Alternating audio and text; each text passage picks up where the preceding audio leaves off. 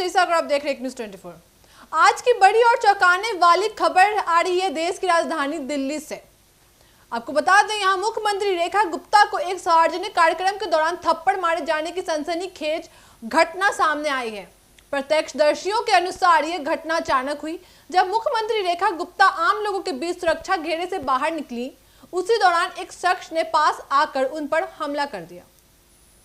बताया जा रहा है कि आरोपी गुजरात का रहने वाला है। शुरुआती जानकारी में कहा गया कि उसने न सिर्फ थप्पड़ मारा बल्कि सीएम के बाल खींचने और धक्का देने जैसी कोशिश भी की। हालांकि बाल खींचने जाने वाली खबर अभी अप्रमाणित है। इस घटना के बाद पूरे राजनीतिक माहौल में हलचल मच गई है। राजधानी दिल्ली में मुख्यमंत्री पर हमला होना अपने आप में एक बड़ा सवाल खड़ा करता है। आखिर सुरक्षा व्यवस्था में इतनी बड़ी चूक कैसे हुई? बीजेपी कार्यकर्ताओं और समर्थकों ने इस घटना को लेकर गुस्सा साफ देखा जा रहा है। पार्टी नेताओं ने इसे कानून व्यवस्था पर सीधा हमला बताया है।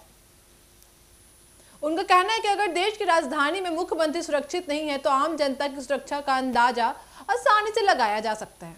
दूसरी ओर विपक्ष ने इस घटना को लेकर बीजेपी पर ही निशाना साधा है। राष्ट्रीय जनता दल के नेता और बिहार के पूर्व उप मुख्यमंत्री तेजस्वी यादव ने इस मामले पर तीखी प्रतिक्रिया दी। उन्होंने कहा, बीजेपी हमेशा बिहार में जंगल राज का आरोप लगाती रही है, लेकिन आज देख लीजिए राजधानी दिल्ली में क्या हो रहा है। अब बताइए इसे क्या कहिएगा? अब तो सीधा मुख्यमंत्री को थप्पड़ मारा जा रहा है। यह महाजंगल राज और महागुंडा राज नहीं है तो और क्या है? तेजस्वी यादव ने यह भी कहा कि बीजेपी जब विपक्ष में होती है तो छोटी सी घटना को बढ़ा चढ़ाकर जंगल राज करार देती है, लेकिन जब उनके शासन में इतनी बड़ी घटना होती है तब इसे नजरअंदाज कर दिया जाता है। यहाँ गौर करने वाली बात भी यह है कि आरोपित हमलावर गुजरात का है, यानी प्रधानमंत्री और गृह मंत्री के गृह राज्य से ताल्लुक रखता है। इस पहलू को लेकर भी विपक्ष लगातार सवाल उठा रहा है और कह रहा है कि बीजेपी समर्थक अब इतने बेखौफ हो चुके हैं कि मुख्यमंत्री पर हाथ उठाने की भी हिम्मत कर रहे हैं। फिलहाल आरोपी को पुलिस ने हिरासत में तो ले लिया है और उससे पूछताछ जारी है। पुलिस यह जानने की कोशिश कर रही है कि यह हमला किसी व्यक्तिगत नाराजगी का नतीजा था या इसके पीछे कोई राजनीतिक साजिश। इसी बीच मुख्यमंत्री रेखा गुप्ता ने भी पूरे मामले पर अपनी प्रतिक्रिया दी है। उन्होंने कहा कि वह डरने वाली नहीं है, हमला करने वाले के खिलाफ सख्त से सख्त कार्रवाई की जाएगी और दिल्ली में किसी भी तरह का अराजक माहौल नहीं बनाने दिया जाएगा।